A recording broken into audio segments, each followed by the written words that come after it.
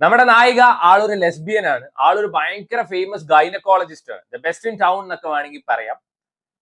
So lesbian ആണെങ്കിൽ കൂടെ ഒരു ലെസ്ബിയൻ പാർട്ട്ണർ ഉണ്ടാവുമല്ലോ. അവരൊരു കൊച്ചിനെ അഡോപ്റ്റ് ചെയ്യാനൊക്കെ തീരുമാനിക്കുന്നു. ഭയങ്കര സന്തോഷത്തിൽ ജീവിക്കുന്നു.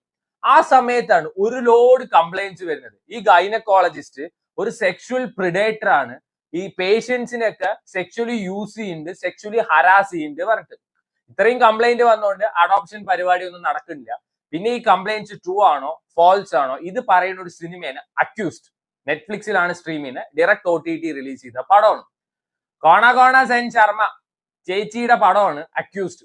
സോ ചേച്ചിയുടെ ഞാൻ ഓൾറെഡി ഒരു സീരീസ് ഈ ഇടയ്ക്ക് കണ്ടിട്ടുണ്ടായിരുന്നു, search the Naina murder case. So അത് കാണാനുള്ള റീസൺ അതിന്റെ പോസ്റ്ററാണ്. അതിന്റെ പോസ്റ്റർ ഭയങ്കര ക്യാച്ചി ആയിരുന്നു. ഇടയിൽ ഒരു ലോഡ് എപ്പിസോഡ് ഉണ്ട്. അതിന്റെ ഡ്യൂറേഷൻ പറയുന്ന 1 മണിക്കൂറോളം ഉണ്ട്. എന്നിട്ട് പറയാണ് കില്ലറെ സെക്കൻഡ് സീസണിൽ കാണിക്കാന്ന്. കണ്ണിച്ചോര ഒരു തുള്ളി ഉണ്ട് നിങ്ങൾക്ക്.